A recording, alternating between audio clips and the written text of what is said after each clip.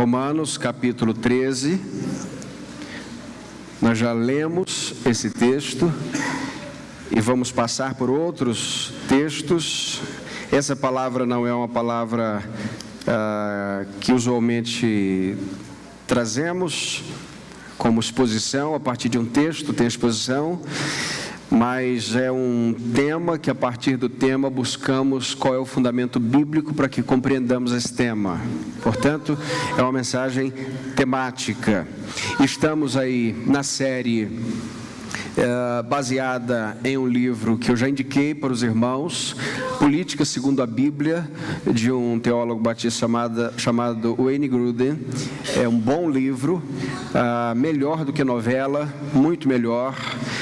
Na maioria dos casos, melhor do que Facebook e companhia. Então, invista seu tempo em ler, importante ler. E esse é um dos livros, tá? Política segundo a Bíblia. Tem aí também a foto do livro para você que quer adquiri-lo. Política segundo a Bíblia, princípios que todo cristão deve conhecer. Semana passada eu trouxe um breve conteúdo sobre o capítulo 1, sobre visões erradas no que tange a posição do cristianismo diante do governo, não é? Alguns posicionamentos equivocados. E hoje você encontra aprofundamento no que vamos trazer aqui, no capítulo 2, que é falar sobre influência cristã expressiva sobre o governo. Será que cristãos podem influenciar o governo? Será que homens e mulheres que servem a Deus podem exercer uma influência importante, positiva, moral na vida de uma nação? Qual é o nosso papel fundamental? Ou será que o Senhor nos chamou para uma posição passiva, vendo a banda passar e nada fazer? Nós precisamos entender se biblicamente encontramos respaldo para uma coisa ou para outra.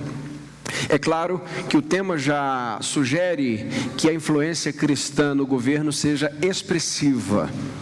E aqui, mais uma vez, nós não estamos tratando de uma influência partidária. Problema nenhum com quem tem um partido, desde que ele seja um bom partido, tá?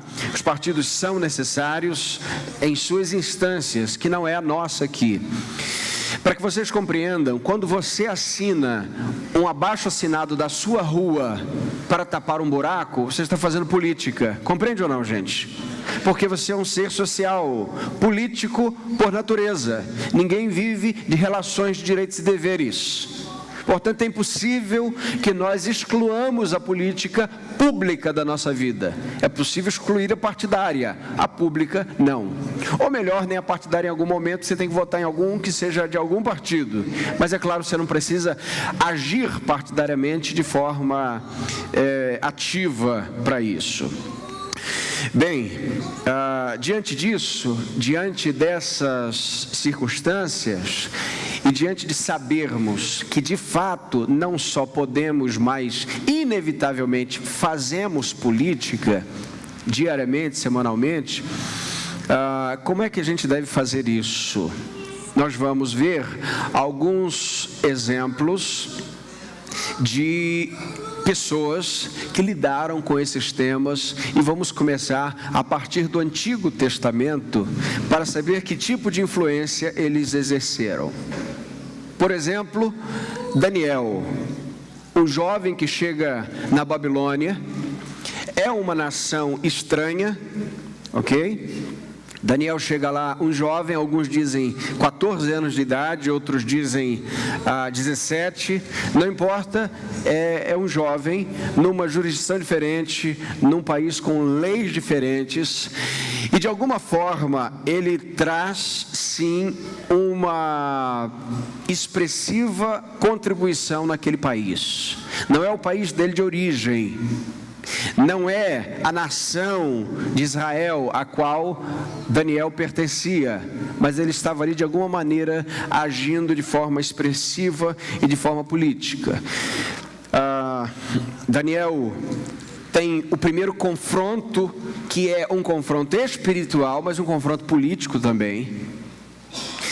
Oferecem a ele a mesa, ou da mesa do rei Nabucodonosor, e ele diz: não quero.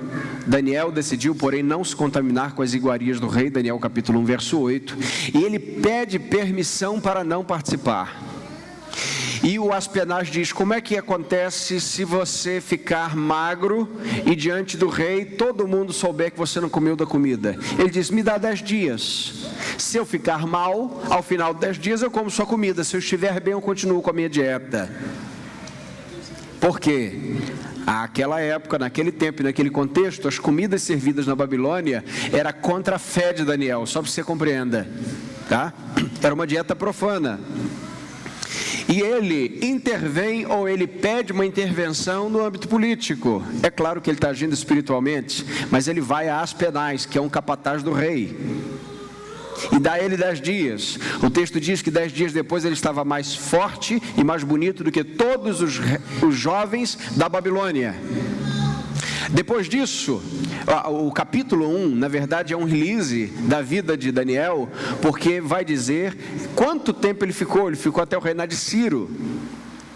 Ou seja, ele ficou o tempo da vida dele praticamente todo na Babilônia.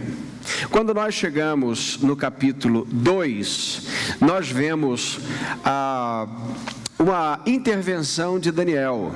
Daniel é consultado pelo rei, e aí ele precisa tratar de uma questão com o rei, de uma interpretação para o rei. Ele dá essa interpretação, ele vai até o rei. Essa é uma questão política, inclusive, ele precisa lidar com isso. E em Daniel capítulo 2, verso 42, nós lemos o seguinte: depois que o Senhor o usa, o texto diz: então o rei engrandeceu Daniel, ele deu muitos e grandes presentes, e o pôs por governador de toda a província da Babilônia, como também o fez chefe supremo de todos os sábios da Babilônia. Este é um cargo político. Daniel está exercendo política, e ele é um servo de Deus. Bem, a política de Satanás? Não. A governabilidade vem de Deus.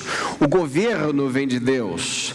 Pastor, todos os governantes então vêm de Deus? Segundo Romanos capítulo 13, nós vamos falar disso no último domingo desse mês, que é o fechamento da série. Domingo que vem será ceia, e eu peço a vocês que não faltem o último domingo desse mês pela manhã, que talvez seja da série a mensagem mais importante de todas, para que você consiga de maneira cristã definir o seu voto. Não vou dizer em quem você deve votar, mas estou ciente de que ao sair daqui você terá bases sérias e claras em quem pelo menos não votar. Bem, verso 27 do capítulo 4, leia junto comigo. Portanto, ó rei, aceita o meu conselho e põe termo pela justiça em teus pecados e em tuas iniquidades, usando de misericórdia para com os pobres, e talvez se prolongue a tua tranquilidade. Quem está dizendo isso para quem? Daniel está dizendo para Nabucodonosor. Veja, ele poderia dizer o seguinte: bom, eu sou judeu, os meus princípios não batem com o da Babilônia, então não vou entrar nessas questões. Daniel está dizendo o seguinte: rei, você precisa se arrepender dos seus pecados. Ele não foi posto ali como um maior no governo da Babilônia? Sim, era papel dele, então, estar diante do rei, cumprindo o conselho de Deus. Abandona teus pecados. E ele está dizendo que a partir de abandonar os pecados, em cadeia, isso vai trazer um benefício para a sua nação. Os pobres, por exemplo, serão vistos, serão acudidos, a sua tranquilidade vai ser prolongada. Bem, o segundo exemplo do Antigo Testamento é José. José, você sabe, ele chega no Egito como um prisioneiro, ele é um escravo, ele é vendido por 20 moedas de prata, e não foi um bom preço, venderam a ele a qualquer preço, e ele chega, vai trabalhar na casa de Potifar, que é um oficial de Faraó. Ele é acusado de assédio da esposa de Potifar, vai para a prisão, fica lá um bom tempo, e o rei também tem um sonho. E você sabe da história, conhece a história. 2 pessoas que estavam na prisão também tiveram um sonho, e José interpretou esses sonhos. Um deles ainda estava vivo, servindo a Faraó, e quando Faraó tem um sonho, este diz: tem um homem lá na prisão que interpretou os nossos sonhos, e foi exatamente o que aconteceu.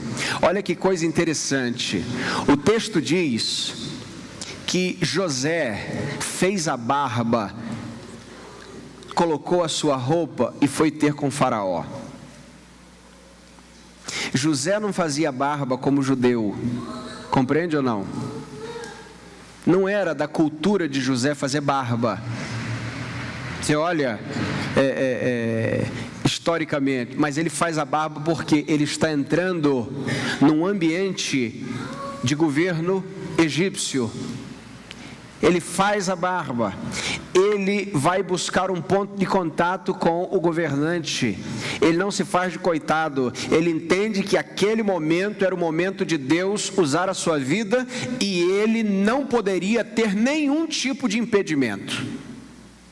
Então ele tinha que falar uma linguagem clara, se apresentar de maneira clara, e por isso é importante que a gente compreenda que nós devemos nos portar de maneira correta diante dos governantes. Faraó não era uma figura amistosa, mas ele está ali com respeito, ao mesmo tempo instruído a falar o que Deus mandar que ele falasse. Bom, a falar aquilo que Deus o mandou dizer. O texto diz que ele interpreta o sonho. Faraó olha para ele e diz o seguinte: não tem ninguém melhor para cumprir aquilo que você acabou de dizer. Era a interpretação do sonho, aquele tempo de grande fartura, de grande escassez, 7 anos para um tempo, 7 anos para outro. Ele diz: olha, você que teve esse sonho é o mais indicado para governar comigo essa nação. Gênesis 41, 44 diz: disse ainda Faraó a José: eu sou Faraó, contudo sem a tua ordem ninguém levantará a mão ou pé em toda a terra. Verso 6 do 42, leia junto comigo. José era governador daquela terra, era ele quem vendia a todos os povos da terra. Uma pessoa influente na política, muito influente no governo, no comércio, em toda a região, não é? As outras nações, a outros povos, digamos assim, ele faz toda a parte das relações públicas, age também ali no contato com outros povos, com outra cultura, e Deus está usando a vida desse homem, tirando-o do monturo, da obscuridade, para o governo. Muito bem, o que nos aponta aqui é que o Senhor também usa pessoas assim para a sua glória. O terceiro exemplo é o exemplo de Moisés. Moisés, você já conhece a história. Moisés é filho de Joquebede, escondido por ela e também por sua irmã Miriam, para que não fosse morto pelo edito do Egito à época. Por conta disso, a filha de Faraó, naquele esquema, você vai ler na Bíblia o esquema de Joquebede e Miriam para esconder e para também manter vivo Moisés. A filha de Faraó o acha, o encontra e ela o cria. Ele é criado como filho de Faraó. E é claro, ele tem aquela dificuldade, aquele problema, ele mata um homem, ele quer libertar o seu semelhante de alguma maneira, ele não faz a vontade de Deus da maneira de Deus, foge, fica 40 anos em Midian, e Deus diz para ele: agora volta porque eu quero lhe usar no Egito. Bem, e ele teme: Senhor, quem sou eu? O que farei? Quem é que eu vou dizer que está me enviando? A ordem de Deus através de Moisés para Faraó é muito clara. Verso 1 de Êxodo capítulo 8. Leamos juntos. Depois disse o Senhor a Moisés: chega-te a Faraó e diz-lhe: assim diz o Senhor, deixa ir o meu povo para que me sirva. Sabe o que Moisés estava dizendo para Faraó? Toda essa mão de obra escrava sua agora, Deus está mandando que você dê alforria a todo mundo. E você vai ter que dar outro jeito de conviver aí na sua economia nacional. Meus irmãos, é uma decisão, uma atitude de proporções astronômicas na economia de Faraó e de sua nação. Tanto que ele retruca o tempo todo a que não vá, e Deus dá o veredito, e é claro que eles saem de lá através de um homem. Ele está lidando com uma nação ímpia. Nós temos também o exemplo de Neemias. Neemias, que está no capítulo 1, dizendo: nesse tempo eu era copeiro do rei. O copeiro do rei fazia o seguinte: o rei tem que tomar vinho, e o copeiro ia e tomava. Se tivesse envenenado, ele morria, e o rei ficava legal. Ou seja, ele era alguém de alta confiança do rei, de grande influência.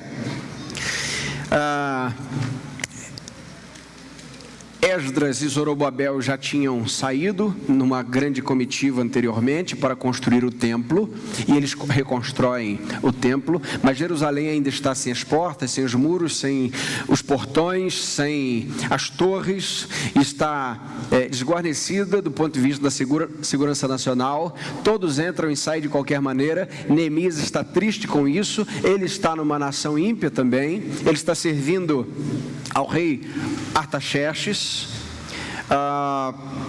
E em algum momento ele chega diante do rei e diz o seguinte, Neemias capítulo 2, verso 5: é do agrado do rei, ou se é do agrado do rei, e se o teu servo acha mercê em tua presença, peço-te que me envies ajudar a cidade dos sepulcros de meus pais, para que eu a reedifique. Ele estava lhe pedindo permissão. O rei dá a ele permissão, dá a ele permissão para passar pela floresta do seu reino, dá a ele permissão também de levar madeiras, dá permissão de agir diplomaticamente ali nas fronteiras, o que significa que Deus usou Neemias ao chegar em Judá para reconstruir Jerusalém, e a sua visão foi em que aquela cidade ou aquele povo fosse reedificado do ponto de vista não só espiritual, mas também da sua cidadania. Nós temos o exemplo de Esther, e já estamos aqui concluindo o Antigo Testamento. Se você ler o livro de Esther, é um livro que não fala em Deus em momento algum. Não há o nome de Deus no livro de Esther, mas você vê a soberania de Deus o tempo todo no livro de Esther. É uma história linda. É uma menina judia que sucede a uma rainha desobediente ao rei Assuero ou Xerxes, dependendo das traduções, e ela ali agora está na condição de rainha. Tem ali, você conhece, um desfile de moda, as meninas devem gostar dessa parte, e Esther ganha como a mais bela do reino e é trazida para o reino, é claro, pela soberania do Senhor. Em Esther capítulo 7, verso 2, ela está diante do rei, e o rei diz a ela, ou pergunta a ela: qual é a tua petição, rainha Esther? E se te dará, que desejas? Cumprir-se-á ainda que seja metade do meu reino. Esther sai novamente da obscuridade e vai para uma posição de ação naquele reino. Deus a levantou. Deus levantou todas as meninas judias? Não, mas levantou Esther. Ela teve aquela vocação e o povo estava sendo abençoado por isso. Quando nós lemos também no Antigo Testamento outros textos, nós percebemos exemplos de profetas porque tiveram em sua mensagem um cunho profundamente e diretamente político. Não esqueça que política e religião no Antigo Testamento estão completamente entrelaçados. O povo de Deus também é um povo que guerreava, era um povo que tinha rei, era um povo que vencia batalhas, era um povo que estava envolvido completamente nessas questões. E você lê o livro de Isaías, Jeremias, Ezequiel, Amós, Obadias, Jonas, Naum, Abacuque, Sofonias, todos eles têm fundo de ação política de Deus através da vida de alguém. Por exemplo, Jonas, aquele profeta que conhecemos que não queria pregar, pregou, Deus o ordenou que pregasse, e o rei de uma nação ímpia se converteu pela pregação de Jonas. E não só aquele rei ímpio se converteu, mas ele mandou que todos de seu reino jejuassem, até os animais. Tamanho foi o arrependimento do Senhor através da vida daquele homem, ou da pregação da vida daquele homem. Quando nós olhamos para o Novo Testamento, nós nos deparamos logo com João Batista. João Batista vai diante da autoridade fazer uma petição, ou uma denúncia, melhor, uma intervenção moral. Ele chega diante de Herodes para dizer que Herodes estava com um comportamento moralmente errado, ofensivo a Deus. Mateus capítulo 14, versos 3 e 4 diz: porque Herodes, havendo prendido e atado a João, o metera no cárcere por causa de Herodias, mulher de Filipe, seu irmão, pois João lhe dizia: não te é lícito possuí-la. Veja, João Batista podia ficar na dele? Gente, não ia ser muito melhor? Me ajudem aí. O que ele tem que falar com Herodes, que Herodes está mexendo com a mulher errada? É só que João Batista é João Batista. João Batista, se ele não abre a boca, ele morre. É a voz que clama no deserto, e se a voz que clama no deserto não clamar, ela morre no deserto. E o João Batista foi lá e disse: Herodes, tem um problema. Deus está contra você, porque você está com a mulher do seu irmão. E aí ele foi e prendeu o João Batista. E você sabe que o João Batista não teve uma morte assim muito serena. Ele tem a sua cabeça pedida, num pedido político, inclusive. Ele perde a cabeça e é assim que é a sua partida. Mas ele, é claro, não deixa de maneira alguma de intervir naquelas questões. Paulo, o apóstolo, é visto no capítulo 24, conversando com Félix, que veio com a sua esposa Drusila, ou Drúcila, dependendo da tradução, que era uma mulher judia.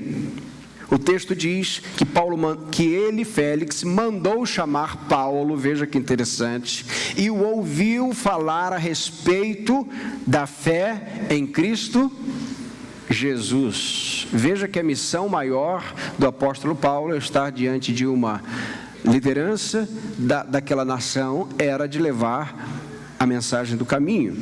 Mas quando Paulo começou a falar sobre uma vida correta, o domínio próprio e o dia do juízo final, Félix ficou com medo e disse: o que ele disse? Agora pode ir, quando eu puder eu te chamo de novo. A conversa ficou meio pesada aqui. Não serviu muito. Eu estava achando que seria uma coisa assim mais amena, favorável. De repente, na visão lá de Acabe e Josafá, quando vão ouvir Micaías. Bem, Paulo foi a Félix, falou sobre o caminho, mas falou também sobre uma vida correta. Quando você fala de uma vida correta para um político, você está falando de quê?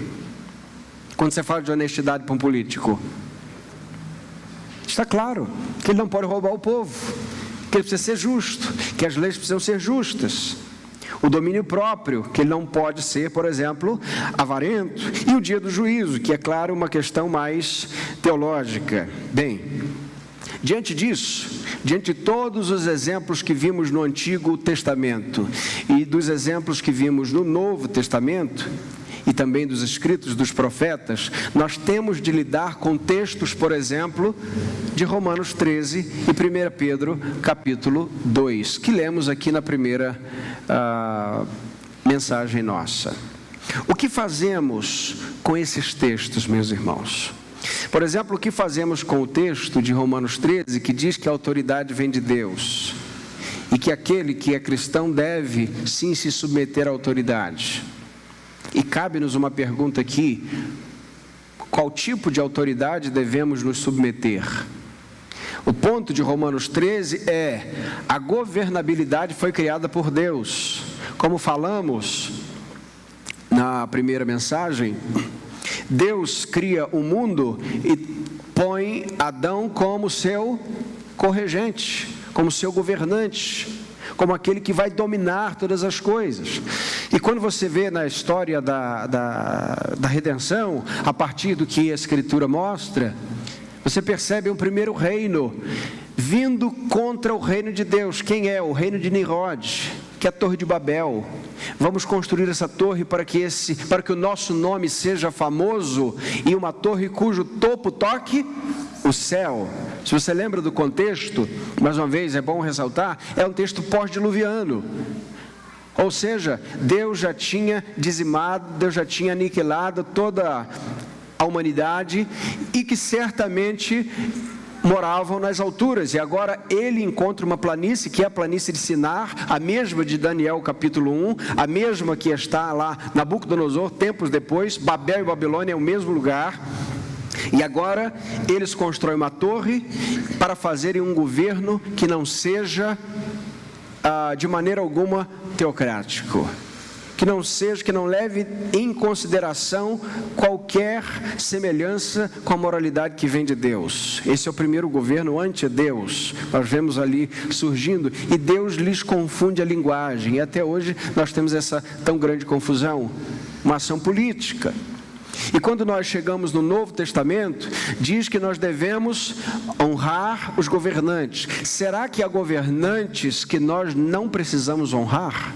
Será que, como cristão, cabe-nos a desobediência civil em algum momento? Essa é uma pergunta que nós vamos responder na próxima. Mas veja, é importante que a gente compreenda isso.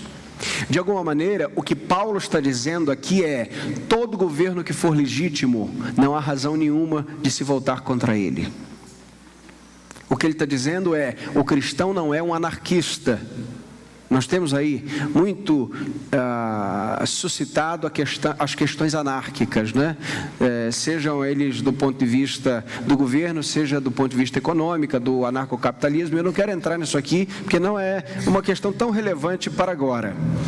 O que eu quero dizer é que a Bíblia preserva todo o padrão que é de governo. Se o governo está fazendo o bem ou não, isso é uma segunda questão. A Bíblia diz: há um governo e vocês devem ser aquela cidadão, cidadã que cumpre aquilo que o governo está pedindo, desde que seja algo dentro dos padrões normais, comuns, e que não afrontem ao Senhor. Bem, diante de textos como Romanos 13 e 1 Pedro capítulo 2, Gruden escreve, agora eu quero trazer algumas citações. É intenção de Deus que esses textos sejam ocultados dos governantes e mantidos em segredo pelos cristãos que os leem e que lamentam em silêncio sobre o quanto o governo se desviou dos propósitos de Deus? Ou seja, Romanos 13, 2 Pedro 2 e outros textos, será que são textos somente para a igreja ler e dizer: poxa, que pena, o governo não está fazendo isso? Ou são textos que a igreja deve usar para denunciar também aquilo que não está correto? E quando eu digo igreja, queridos, deixa eu melhorar isso. O cristão. Igreja enquanto instituição, ficou claro para nós no nosso primeiro encontro que o papel da igreja é se reunir, se juntar para glorificar o nome do Senhor e proclamar o seu reino e a sua palavra, pregar a Bíblia. E não acho que eu não estou pregando a Bíblia hoje, porque o que eu estou falando está na Bíblia. Nós nos reunimos para adoração ao Deus Trino, Todo-Poderoso, que é digno de atenção, honra, glória, louvor. Dele é o domínio e a soberania. Portanto, a igreja reunida deve estar reunida em torno do culto ao Senhor. Porém, quando a igreja passa pelos portais do seu templo, do templo que se reúne, ela não deixa de maneira alguma de ser composta de gente que tem que exercer cidadania. E como é que um cristão exerce cidadania? Como é que um cristão se comporta quando vê uma injustiça acontecendo? Quando vê, por exemplo, algumas circunstâncias que poderiam ser por ele afetadas de maneira positiva, e ele não se posiciona. Se um pai ou se uma mãe vai, por exemplo, levar seu filho à escola e no retorno encontra uma cartilha de conteúdo sexual impróprio para a criança, e não só impróprio para a criança, mas impróprio para as questões de moralidade cristã, e ele não faz nada, ele não é um cristão, ele é um covarde que não vai herdar o reino dos céus. É desse tipo de covardia que a Bíblia fala, essa timidez que a Bíblia fala. Portanto, nós não precisamos usar a truculência, nós não precisamos usar a viabilidade necessariamente de armas de fogo, seja o que for. Espera-se que nunca seja necessária força, mas é importante que a gente compreenda, queridos, que a igreja deve ser feita de cristãos que têm duas cidadanias e não uma só. Qual é a cidadania que a gente nunca perde? A cidadania da glória eterna. Mas você não perde a cidadania desse tempo. Infelizmente, gostaria que perdesse, mas a gente não vira anjo. A gente não vira ser glorificado. Nós estamos ainda sendo santificados. Portanto, você tem o dever, o direito de fazer a política da maneira que lhe compete, como cidadão. Não é da minha preferência fazer política em torno do nome de um candidato, por ser figura pública, mas eu não sou proibido de fazer, desde que o faça como cidadão. Eu estou aqui instruindo os irmãos. Se em algum momento eu me posicionar fora daqui e não fizer de vocês um curral eleitoral, eu estou exercendo cidadania.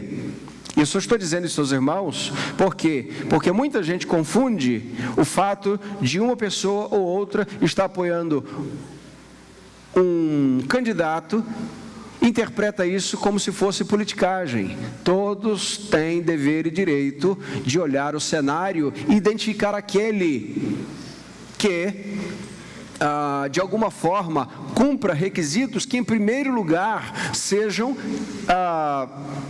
submetidos àquilo que é moralidade cristã. E deixa eu ser claro quanto a isso. O que é moralidade cristã? Eu vou falar um pouco disso no nosso último encontro. Por exemplo, se você ama de paixão um político, tem gente que ama de paixão um político, mas descobre que ele é contra, ou é a favor da ideologia de gênero, só para citar, você deve continuar amando, fazendo a sua divulgação? Bom, isso é algo que o cristão primeiro tem que pensar com a mente de Cristo e depois com a mente humana. Mas ao ponto que pensa com a mente de Cristo, não deve ser um acéfalo do ponto de vista social, ou seja, precisa usar a sua cabeça para pensar nas coisas que são de acordo com a vontade de Deus. Bem, Gruden continua dizendo: sem dúvida, Deus colocou essas passagens na Bíblia não apenas para informar os cristãos sobre como elas devem se relacionar com o governo civil. Preste bem atenção.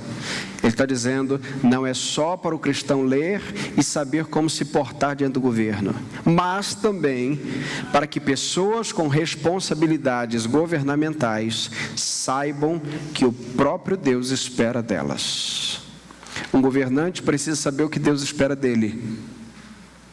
Ele precisa ter acesso a Romanos 13 e saber que ele está lidando com a espada de Deus. Em que sentido? De manter a ordem. Aliás, espada aqui é um termo que suscita muito debate, tá? Fala sobre as questões de pena de morte, enfim, não é o caso aqui. Podemos fazer em um outro momento qual é a visão bíblica sobre esses temas, que são temas políticos também. Bem, a grande questão, queridos, é que nós, como cristãos, não podemos e não devemos fazer política pública sem o nosso pano de fundo cristão. Impossível. Impossível. Quando você vai assistir alguma coisa na sua televisão, quando você vai acessar alguma coisa no seu smartphone, tem um filtro cristão ou não tem? Ou você assiste qualquer coisa? Se tem um filtro cristão para esses tipos de coisa, por que não devemos ter um filtro cristão para as questões políticas? Então nós devemos, pastor, chegar à conclusão de que crente vota em crente. Não é isso que eu estou dizendo. Que às vezes o crente que está candidato é pior do que o descrente que está candidato. Infelizmente. A moralidade das propostas do crente não tem nada de crente. Então você não é obrigada a votar num crente. Por quê? Porque ele se diz cristão, mas os seus valores não sugerem nem de perto que ele é um cristão. Então você vai usar a cabeça e o discernimento do Espírito para dizer, se chama um crente, mas para mim não serve. Diante disso, Gruden levanta uma questão importante, interessante. Ele diz o seguinte: sem a influência cristã, os governos não têm uma bússola moral definida sobre guerra, aborto, casamento de indivíduos do mesmo sexo, pornografia, pobreza, proteção ao meio ambiente, pena de morte, ensino e etc. Da onde o mundo vai tirar as boas ideias e a moralidade sobre esses temas se a igreja não for voz profética, se os cristãos não falarem? Quem, além dos cristãos, hoje, estou falando cristãos de conceito cristão, tá bom, queridos? E eu quero incluir aqui conceitos judaico-cristãos, tá? Para que fique mais ampla a discussão, ou a ideia. Quem, fora deste grupo que teme a Deus, vai poder legislar, por exemplo, sobre casamento de indivíduos do mesmo sexo? O que o mundo diz sobre isso? Não tem nada a dizer. O que o mundo tem a dizer sobre o aborto? O que o mundo diz sobre o aborto é: o corpo é seu, você faz o que você quiser. Acontece que, olha que coisa interessante, vou pegar o exemplo clássico do feminismo, que é uma posição anticristã. O feminismo diz que a mulher pode fazer do seu corpo o que ela quiser, e se ela estiver grávida, ela pode abortar. Mas se ela estiver esperando uma menina, a menina que está no ventre não tem também os direitos feministas? Devia esperá-la nascer para decidir se ela pode viver ou se não. O mundo não sabe legislar sobre questões éticas e morais. Porque toda moralidade e ética procede de uma fonte só: o Senhor nosso Deus. E quem é que regula isso, queridos? O sal da terra, a luz do mundo, que diz o seguinte: Herodes, você não pode casar com a esposa do seu irmão, ok? Nós estamos como aqueles colocados pelo Senhor para não deixar apodrecer a terra. E é claro, queridos, que muito do que acontece será inevitável, mas será inevitável não por nossa culpa. Eu sinceramente não acho que o mundo vai melhorar.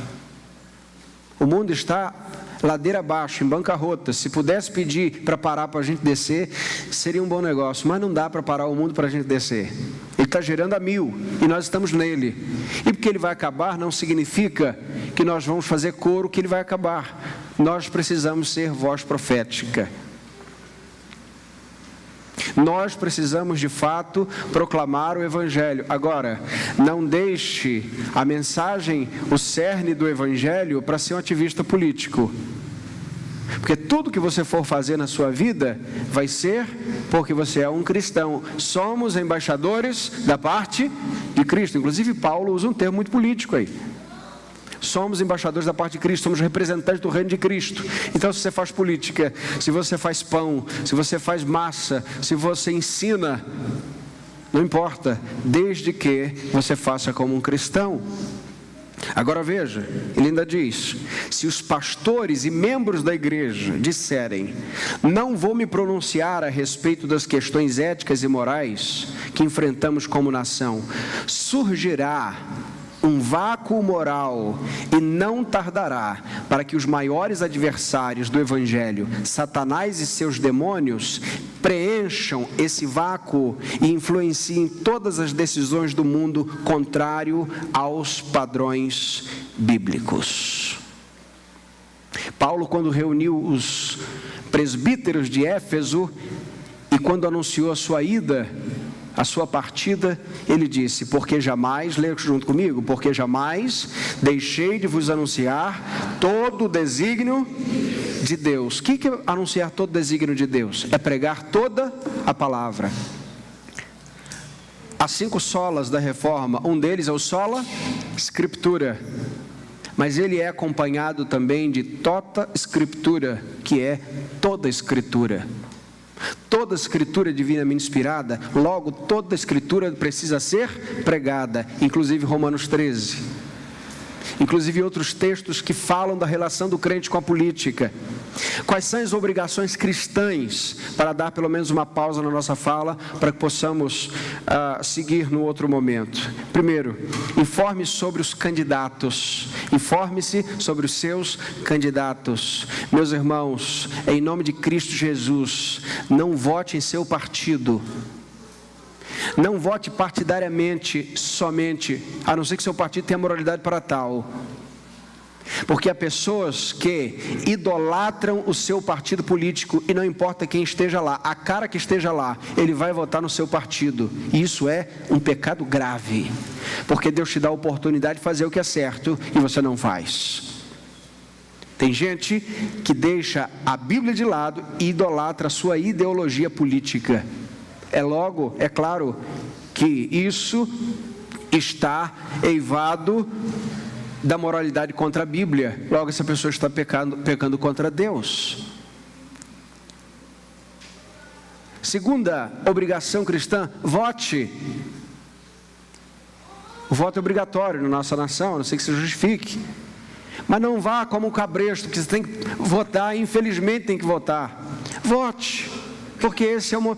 mas as urnas estão fraudadas, meus irmãos. Votemos. Este é o dispositivo que temos em mãos. E oremos ao Senhor para que Ele faça aquilo que a gente não pode fazer. Ou não foi o nosso Deus que mudou as coisas lá no Egito? Ou não foi o nosso Deus que mudou as coisas e o coração de Nabucodonosor na Babilônia? Terceiro, cumpra a sua cidadania. Se você diz que o político é ladrão, xinga o político de tudo que é nome, vai para a internet fazer a caveira do político, mas na sua casa você tem gato, você deve ficar quieto. Se você usa produto pirata, você não deve abrir a boca. Por quê? Porque não há moral suficiente na sua vida para dizer isso. Eu não estou falando de pregar a Bíblia, porque pregar a Bíblia, ninguém está no padrão bíblico, gente. Todo mundo se rende e anda de joelho, quando o padrão é a palavra de Deus. Agora, quando são padrões humanos, meus irmãos, o cristão precisa dar de 10 nesse mundo, só que está perdendo de lavada. Portanto, se nós queremos, de alguma maneira, levantar a voz contra aquilo que esteja errado, nós precisamos primeiro tirar a trave dos nossos olhos. Portanto, exercer a cidadania, cumprir a cidadania é algo que precisamos fazer. Diante disso, concluímos esse nosso segundo encontro sobre a visão cristã da política. E o meu desejo é, sinceramente, que os cristãos desta igreja não votem em alguém que lhe ajudou aqui e ali somente. Se essa pessoa que lhe ajudou aqui e ali é uma pessoa idônea, honesta e que você confia, vote nessa pessoa. Agora, não faça voto de cabresto, não faça voto combinado com ninguém. Veja se de fato aquele seu candidato é também um candidato que preserva aquilo que Deus quer preservar. Nós não queremos, queridos, um congresso, entre aspas, de evangélicos, mas entendemos que sem a moralidade cristã pode jogar uma bomba lá que acabou.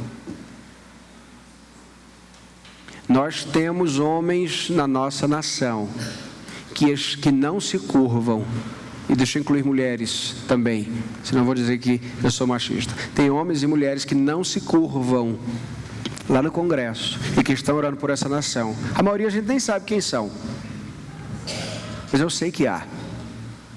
No meio de um tempo de profetas de Baal, Deus sempre tem os 7.000 que não se rendem.